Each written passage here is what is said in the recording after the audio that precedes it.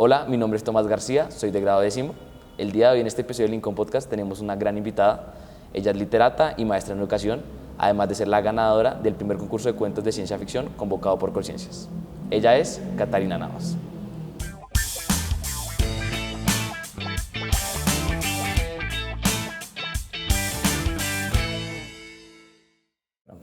Hola Catarina, bienvenida al Lincoln Podcast. Muchas gracias por acompañarnos el día de hoy.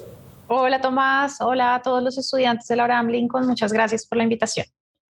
Bueno, Catarina, me gustaría empezar preguntándote, en un mundo lleno de nuevas profesiones, ¿qué significa ser literata actualmente? A veces cuando yo hablo con estudiantes de colegio y principalmente de estudiantes que están en décimo y once, me sorprende con alguna tristeza, espero que no sea el caso del colegio de ustedes, que todo el mundo decide estudiar un poco lo mismo. Entonces, cuando tú hablas con los estudiantes de décimo y once como de los colegios, entonces todo el mundo te dice, no, voy a estudiar administración de empresas, derecho. Y a mí siempre me ha dado la impresión que eso tiene que ver tiene que ver con que muchas veces, o por lo menos en algunos de los colegios donde yo he trabajado, trabajé 4 años en la biblioteca escolar de un colegio, no. Entonces, cuando yo hablaba con los estudiantes, me daba la impresión que esas decisiones, como de escoger solo esas carreras, derecho, administración, economía, relaciones internacionales, ese tipo de cosas, tenían que ver con que veían esa como la única manera de acceder a la felicidad o acceder a como espacios de felicidad, porque usualmente se relaciona la felicidad con capacidad de consumo. Y capacidad de consumo puede sonar, te lo estoy diciendo así, pero eso en lenguaje papás o en lenguaje estudiante significa, ¿usted para qué estudia otra cosa si se va a morir de hambre? ¿No? Entonces, no sé cómo será en tu colegio, Tomás. No sé, por ejemplo, tus estudiantes, tus compañeros o tú mismo que quieren estudiar o que han visto. Bueno, yo creo que aquí en el Lincoln somos bastante abiertos con ese tema y creo que desde pequeños todos hemos sido orientados a buscar estudiar algo que nos haga feliz en el futuro, más allá de lo que podamos llegar a ganar en términos de dinero, sino más bien algo que nos produzca felicidad. Claro. Y yo a eso, por ejemplo, te diría, incluso les diría a tus compañeros, como que yo no me preocuparía mucho por la cantidad de carreras del futuro o las carreras que van a tener como salida en el mercado del futuro, sino que lo que yo haría y que en mi caso siempre fue una buena decisión, y nunca me he arrepentido de esa decisión, es la de estudiar algo que yo quisiera aprender en este momento. O sea, yo estudié lo que yo quería aprender de mis 18 a mis 22 años y sería la misma si yo tuviera que hacer un pregrado hoy en día, estudiaría lo que quiero aprender a esta edad. Eh, Luego los caminos se van abriendo, pero la carrera la abre la buena disposición con las cosas con las que uno las haga, y la mejor manera de garantizar que uno va a tener buena disposición, pues que es que a uno le guste lo que está haciendo. Creo que uno no podría escoger una carrera apostándole a lo que quiero ser en 20 años, sino más bien como a lo que quiero estudiar ahora. Entonces, para responder un poco tu pregunta, te diría que no significa nada más que una cosa que siempre me ha dado profunda felicidad, y que si volviera a tener 17 años, como cuando escogí carrera, o cuando escogí, sí, carrera universitaria, la escogería otra vez, pero esta vez como con más decisión, como con más seguridad. Bueno, Catarina, muy chévere que hables así de lo que haces y lo que decides estudiar. Ahora me gustaría que me contaras un poco de cómo llegaste a trabajar en Bibliored y qué es lo que más te agrada de esta labor. Bueno, yo trabajo en bibliotecas públicas, en bibliotecas, como te decía, hace mucho tiempo. Mi trabajo antes de trabajar en Bibliored trabajaba en la biblioteca de un colegio, sí, en la biblioteca de un colegio, y era un trabajo maravilloso. Un trabajo muy desestructurado. De pronto tú puedes ver como lo que ocurre en tu biblioteca escolar o lo que ocurre en las bibliotecas públicas, un trabajo que cambia siempre todos los días porque los usuarios cambian, los programas cambian. Entonces, pues nada, hace un par de años tuve la oportunidad de entrar a este trabajo y la verdad es una cosa que disfruto mucho. Aquí en BibloRed hago programación cultural, la red distrital de bibliotecas públicas para los estudiantes de la Abraham Lincoln. Es una red que tiene 27 bibliotecas y muchos espacios bibliotecarios que ustedes han visto en la ciudad y espacios en los parques, en las estaciones de Transmilenio, con un catálogo que las personas de colecciones tratan de curar con mucho, mucho cuidado. Realmente lo disfruto mucho, me gusta mucho el trabajo en bibliotecas. Bueno, Catalina, también en nuestra comunidad lincolniana nos gusta hacer mucho uso de los servicios de BibloRed.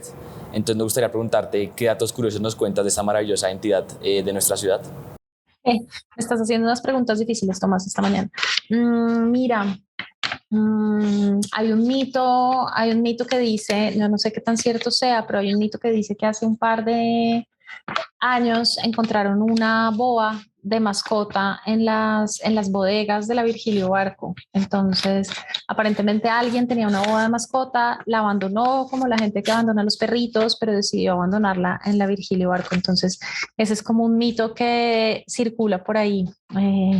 Sí, eventualmente esa boda era verdadera o no, pero pues es un mito bibliotecario, como que en las bodegas de la Virgilio Barco hubo una boda circulando por ahí hasta que vino pues la Universidad Nacional y la rescató. Wow, Catalina, qué dato tan curioso. Sí, bueno, es ahora curioso. Me gustaría preguntarte más acerca de tu infancia, de tu crianza. Entonces, me gustaría saber cuál fue el libro que cautivó en tu infancia o adolescencia. Bueno, muchos. Yo creo que a mí, digamos, tengo libros muy queridos con los que aprendí a leer o que me hicieron lectora. Pero por ahora recuerdo uno al que vuelvo con alguna frecuencia, que es un libro que se llama La Redacción, un librito que tal vez tu profesora sí lo conozca, que es un libro de una niña, de un niño al que le ponen de tarea hacer un ensayo y él pues es pésimo estudiante, entonces trata de todas las maneras posibles tratar de evitar hacer el ensayo. Es un libro que me gusta mucho y que me ha marcado incluso hoy en día. Hace unos meses me encargaron un trabajo del que me siento pues como particularmente orgullosa, no necesariamente por lo que yo escribí, sino por estar en ese programa de la alcaldía, que es un programa que admiro tanto, que se llama Libro al Viento. Son unos libros de circulación libre por la ciudad y entonces pues nada, se reparten en bibliotecas, en estaciones, en la calle y pues nada, son libros que llegan a todas partes con distribución gratuita. Entonces pues es una cosa que me alegra mucho y me encargaron un texto para niños y yo escribí justamente como un homenaje a ese libro que tanto me gusta, pero pues como mi propia versión. Entonces en mi versión la versión original pues es mucho más chistosa, es mucho más picaresca, son aventuras de un niño tratando de evitar cómo construir, cómo escribir su ensayo. Mi cuento es mucho más, es un niño como mucho más preocupado que divertido y es un niño que vive en el Sumapaz y tiene que escribir le mandan también a escribir como una tarea sobre su región. Entonces él no sabe muy bien cómo hacerla, cómo hablar de su región si él siempre la ha conocido. Entonces por ahora diría es que ese libro lo quisiera mencionar acá, entre muchos otros, muchos otros. Eh, Recuerdo también con especial cariño a Winnie Pooh. Leí mucho a Winnie Pooh, me gustaba mucho Winnie Pooh el original, que es un librazo. Sí, verdaderamente es un buen libro. Y bueno, Catalina, teniendo en cuenta tu amor por la lectura y por la escritura desde joven, qué mensaje le podrías dar a la comunidad lincolniana para que se motive a leer? Y pues, ¿qué libro nos recomiendas? Bueno, yo creo que hay que buscar libros como un poco parecido a lo que te decía de las carreras. Creo que hay que buscar libros que te hagan feliz. No hay que leer porque a uno le toca, con perdón de las profesoras de español, pero por supuesto que leer porque a uno le toca en clase de español y eso, pero digo, las cosas que uno escoja, lo que uno escoja para leer, pues tienen que ser libros que te gusten independientemente de lo que sean. Entonces, hay tantos gustos literarios como personas en un salón de clases y habrá gente que les gusta el terror, la fantasía. Hay que hacer un esfuerzo por buscar qué es lo que me gusta a mí, así sean novelas gráficas o lo que sea, pero yo haría como visitaría la biblioteca escolar en primer lugar. Mi único consejo para los estudiantes del podcast que nos ven pues es visiten la biblioteca escolar, dense una vuelta por las novedades, por los diferentes géneros, por la novela gráfica, por el cómic, incluso por los libros álbum de niños que no siempre son solo para los niños, sino también pueden hablarnos muy bien a los niños, a los niños grandes, iba a decir, a las personas grandes. Pensaba, por ejemplo, ahora en un libro infantil que estoy leyendo estos días bastante como con bastante atención y bastantes veces, que se llama El pato y la muerte, de un escritor alemán, Elbruck. Entonces les daría eso. Mi único consejo es vayan a la biblioteca escolar, dense una vuelta por las novedades, por la sala infantil, por la sala general y llévense algo que les llame la atención. Si no lo leen completo, no importa, pero dense el chance de llevárselo a casa, de ojearlo, de leer las primeras páginas. De pronto les gusta y se quedan ahí.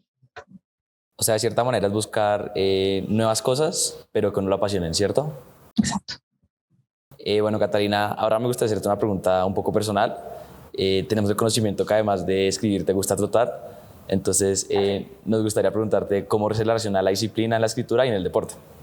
Mira, yo era muy mala deportista. Cuando tenía tu edad, era como la peor estudiante de educación física. Siempre perdía educación física. Los profesores de educación física era como su dolor de cabeza. Pero cuando descubrí el deporte, cambió completamente mi relación con el cuerpo. Entonces, dejé de ser un poco hipocondriaca, me calmé un poco en mi relación con el cuerpo, entendí que el cuerpo entendí que mi cuerpo más que una cosa que estuviera en riesgo, es como una máquina que funciona muy bien y es resistente y es fuerte y puede hacer cosas y llegar a lugares. Y eso sin duda, esa concepción sobre el cuerpo, pues me la dio completamente el deporte. Y ahora, como me preguntas por la relación entre el oficio de la escritura y correr, te diría que correr me sirve a veces para solucionar algunos problemas narrativos. Entonces, o incluso también para disfrutar de lecturas. Hoy, por ejemplo, estaba leyendo un cuento que me gustó mucho y a veces cuando uno termina un cuento, cuando uno termina un libro, tú lo debes saber bien, Tomás, también, como que da pesar que el libro se acabe o da pesar que el cuento se acabe porque ese universo contenido del cuento queda atrás. Ya no puedes volver a él a menos que releas, pero uno no siempre quiere releer. Y sin embargo, quieres quedarte como en ese universo del cuento o en ese ambiente que ha creado el cuento o la novela que acabas de terminar. Y para eso, y a mí me gusta mucho correr para eso, como quedarme pensando en el cuento o en lo que acabo de leer, pensar cómo funciona, pensar por qué me interesa tanto, pensar por qué me gusta tanto. Y salgo a correr, como con ese pensamiento en la cabeza. Y cuando llego de correr, tengo ideas, he desarrollado unas ideas nuevas que no las hubiera podido hacer si estuviera como sentada o lavando platos. Pero digamos, ¿alguno de tus libros ha surgido de ideas que tuviste mientras que trotabas? Mi primera novela, que de hecho se llama Correr la Tierra, que no necesariamente tiene que ver con correr, sino con una ceremonia muisca que los cronistas llaman Correr la Tierra. Yo tenía la primera idea, como la primera, digamos, la primera curva del arco dramático, como hasta el primer ascenso de la trama de la novela, y no sabía muy bien cómo terminarla. Entonces tenía unas ideas y bueno, unas cosas, pero me fui a Iguaque, que de hecho sale en la novela, a nada, a tener como unas ideas al respecto. Y, y en Iguaque, subiendo esa montaña, me quedé varios días como subiéndola y bajándola, pues entendí qué era lo que tenía que hacer en la ficción. Entonces, sí, es una cosa de, yo no diría sí, es como que a veces en el movimiento y el movimiento del cuerpo definitivamente hace que solucione problemas narrativos. Para mí es súper importante y sí hay una relación muy estrecha. Hay una novela muy bonita que se llama Una mujer corre, que está publicada en una editorial que les recomiendo que miren, que se llama Caballito de Acero. Es una editorial que publica cosas de deportes. Entonces tiene unos libros muy bellos. Por ejemplo, ¿tú eres hincha de algún equipo, Tomás? Sí, yo soy hincha de Nacional. Entonces mira, te voy a mostrar. Tienen pues contratan como escritores, llaman a escritores y los escritores les piden, voy a compartirte mi pantalla un momento para que pueda mostrártela. Ahí está. ahí la ves. Están estos libros que son como, que son sobre los equipos. Entonces los diferentes escritores escriben sobre el Nacional y sobre el Deportivo Independiente Medellín, cuenticos de fútbol antioqueño y hay así de los equipos grandes. Entonces mira, es realmente muy chévere. A ti te recomiendo un montón este libro. eh, porque pues nada, es como una editorial que publica deporte y literatura y este libro es bien chévere. Y ellos tienen también un libro que se llama Una mujer corre, que justamente es como sobre cómo, o más bien es como la historia de una mujer que tiene cáncer y bueno, una novela pues, con una trama tradicional, pero trata de unir el ritmo de correr con el ritmo de la novela y es chévere. Wow, qué chévere y muy bueno ese dato. Es un formato que de pronto a muchos de mis compañeros nos gustaría leer. Hay también de Santa Fe y de Millonarios, es chévere. Bueno, Catalina, actualmente eres una de las escritoras más importantes y con mayor éxito, entonces me gustaría preguntarte qué se siente el ser una de las escritoras colombianas con publicaciones en una editorial reconocida. Bueno, yo no diría que es de las escritoras más importantes y con mayor éxito, pero bueno, gracias por tu percepción. No, sobre todo lo siento como una gran, sobre todo lo siento como una, digamos, entiendo que tengo un lugar, como una plataforma de publicación y eso me da pues una seguridad, me da una seguridad, me va a permitir seguir escribiendo, que es lo que a mí pues más me gusta en la vida. Entonces, digamos que por eso es lo que me genera, sobre todo me genera como una cierta tranquilidad de, bueno, eh, voy a poder seguir publicando o por lo menos voy a tener ganas de seguir publicando porque el hecho de que tengas unas ciertas condiciones que te lo permiten, que te lo facilitan, un camino editorial un poco abierto, una editora a la que le interesa tu trabajo, ese tipo de cosas, pues hacen que tenga yo como un compromiso no solamente conmigo, sino también con otras personas y eso pues siempre hace que el camino de la escritura sea un poquito más sencillo.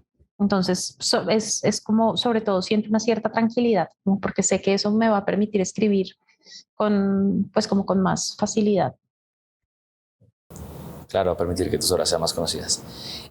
Ahora, Catalina, me gustaría preguntarte si hubo algo en tu vida que marcara el hecho de que te hayan cautivado y seas escritora de novelas, o por qué no elegiste otra categoría, cuentos o otro tipo de escritos. Bueno, yo también escribo algo de cuentos. Te quiero recomendar como esta antología de cuento colombiano que acaba de salir, que se llama Puñalada Trapera. Es chévere. Luego también te voy a compartir pantalla para que la veas. Acaba de salir, la edita Rey Naranjo. Y es una antología como de cuento colombiano. O sea, a ti o a alguien que nos ve le interesa el cuento. Esa es una buena manera pues esa es una buena manera como de empezar a leerlo.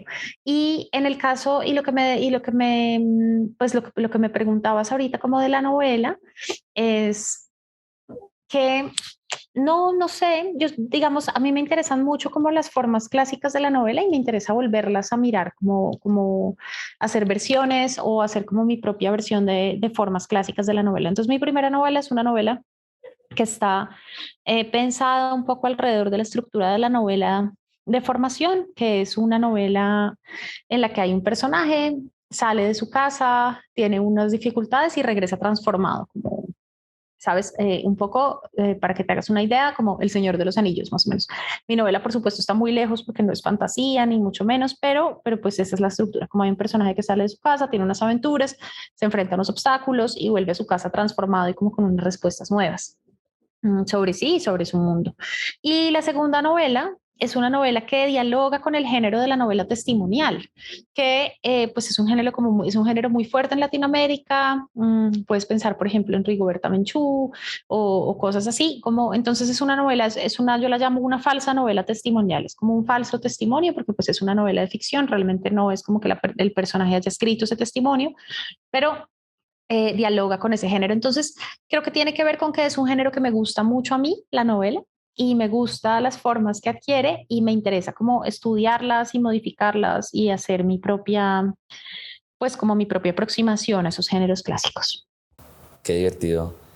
Bueno, Catalina, ahora pues yo considero que muchos como consumidores de diferente tipo de contenido, y pues en este caso de lo que es literatura, como que solemos olvidar de cierta manera pues la vida que hay detrás del autor, todo lo que él vive a la hora de escribir, y nos enfocamos únicamente en el libro. Entonces me gustaría preguntarte cuál ha sido el momento más difícil de tu carrera y cómo y qué te ayudó a superarlo.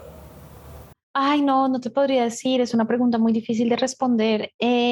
Yo siento que yo he tenido mucha suerte con mi carrera literaria, entonces no te podría como contar de algún momento muy difícil que me haya ayudado, pues como que sienta que algo lo haya superado, pero de nuevo volvería a la primera pregunta que me haces y es como, creo que a veces dudo un poquito como de la importancia de las cosas que me hacen feliz, como de la importancia de los oficios que más me dan felicidad y a veces tiendo a alejarme un poco de ellos por preocupaciones o lo que sea, pero basta como con seguir una especie de brújula de lo que más, de lo que le da sentido a mis días y entonces cuando uno recuerda como lo que le da sentido siempre vuelves, es chévere, ¿verdad? Es como una brújula interna. Bueno, Catalina, ahora entrando en materia literaria y pues sobre todo en tus novelas, pues que tienes varias publicadas como es El Camino del Hielo, Las Mujeres de la Independencia y pues la reciente que está arrasando el movimiento en la Crisálida. ¿Cuál fue el trabajo que más se dificultó? ¿Qué más dificultades te generó? ¿Y cuál es tu favorito? Bueno, yo las quiero mucho. Digamos, Camino de Hielo tal vez le tenga un aprecio especial porque a mí me gusta mucho también escribir para niños. Creo que es algo que seguiré haciendo. Mm, es mi primer libro, Camino de Hielo. Fue el primero que salió. Es una novela de aventuras para niños sobre la edad de piedra en la que una niña se hace amiga de un lobo y pues de ahí intuimos que viene pues como la domesticación de los perros y los lobos, la domesticación de pues de los perros que después se convierten en lobos. Es un libro que escribí principalmente también para niños de colegio, como para ser parte también de los planes lectores, yo que sé, de tercero a quinto más o menos, porque es un libro que habla de ciencia, de paleontología, de arte, entonces es un libro al que quiero mucho, es un personaje al que le tengo mucho afecto. Y el más difícil, pues sin duda fue el último porque es un personaje que es un hombre gay en los años 60, 70, 80, que atraviesa la pandemia del SIDA, esa primera pandemia antes del COVID, y pues digamos lo diagnostican como VIH positivo y pues bueno, tú sabes que en los años 70 y 80 ser diagnosticado con VIH no era como hoy en día en las que cualquier persona que tenga VIH puede vivir con VIH, tener una vida saludable, segura, incluso tener como relaciones afectivas y sexuales seguras y normales. Pero en esa época no era así y la mayoría de personas que se contagiaban pues desarrollaban SIDA muy rápidamente y morían. Era como era lo que pasaba a la gran mayoría de las personas. Entonces es una persona que habla en primera persona, como te decía ahorita, es una falsa novela testimonial. Entonces para mí fue un gran reto y era como un gran miedo crear una voz masculina, que yo sabía que no iba a ser masculina completamente porque mi voz siempre está ahí, tampoco me interesa como borrarla, es como cuando uno habla otro idioma y uno pretende borrar los acentos, que es imposible y no tiene mucho sentido, eh, pero, pero me parecía muy chévere, pues me parecía como muy retador y muy difícil también construir una voz tan distinta a la mía, como un hombre que había vivido en una época, pues un hombre gay, y que había vivido en una época distinta a la mía, entonces me pareció como, pues me pareció difícil y retador. Sí, claro, Catalina, pues otra cosa que me gustaría preguntar es, pues, es un tema complicado de tratar, ya que pues, se puede tender a herir susceptibilidades. Entonces, ¿cómo hiciste para escribir un tema tan sensible, también teniendo en cuenta que está inspirado en alguien de tu familia? Mm, para escribir la novela yo revisé lo que se había hablado de las personas que vivían con VIH y de las personas que vivían con VIH en los años 70 y 80 y tenía muy claro cómo quería narrarlo y por qué. Entonces, yo no quería hacer ninguna relación, por ejemplo, entre placer y enfermedad. No me interesaba, a veces es una cosa que los lectores me preguntan, me dicen como, pero ¿por qué en el libro no se ve cuándo se contagia? Y es como, pues porque no me interesa hacer esa relación entre placer y enfermedad o entre sexo y muerte, porque es muy cercana esa relación, por ejemplo, a lo que decía la iglesia en ese momento, como esta enfermedad es un castigo o esta enfermedad sí, esta enfermedad es un castigo contra quienes no entran dentro de los esquemas de la familia tradicional, un hombre, una mujer, que se reproducen, que tienen hijos, y entonces esta enfermedad ataca a esas cosas que van contra la naturaleza. Y digamos a mí, eso no me interesaba entrar en ello en la novela, entonces abiertamente me fui en contra de eso. Y bueno, pues susceptibilidades creo que siempre se van a herir y siempre va a haber alguien pero, pero pues bueno, traté de hacerlo como con respeto. Vale, y ahora tú como escritora, ¿cuáles son tus futuros trabajos, tus futuros sueños por cumplir? Mis sueños por cumplir, esta pregunta me gusta contestarla siempre. Mi único sueño por cumplir realmente es que yo pueda vivir de la escritura completamente. O sea, como que yo pueda dedicar mi día a la escritura y tal vez al ejercicio o a otras cosas, pero como que la escritura me permita un sustento, ¿sabes? Entonces, ese realmente es como mi sueño.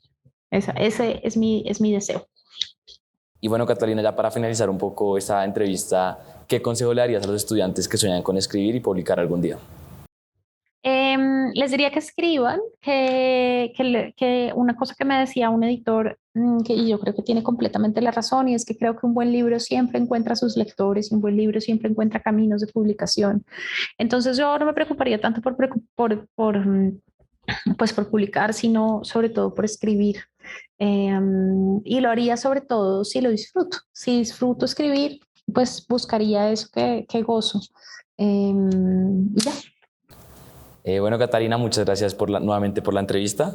Esperamos que la hayas disfrutado y pues también queremos hacerte la invitación a que tienes las puertas del colegio abiertas para cuando quieras venir. Gracias, Tomás. Y tal vez hacer una charla acá con todos los estudiantes. Buenísimo. Muchas gracias, Tomás. Muchas gracias por tus preguntas y por tu entrevista. Bueno, muchas gracias por habernos acompañado en el día de hoy.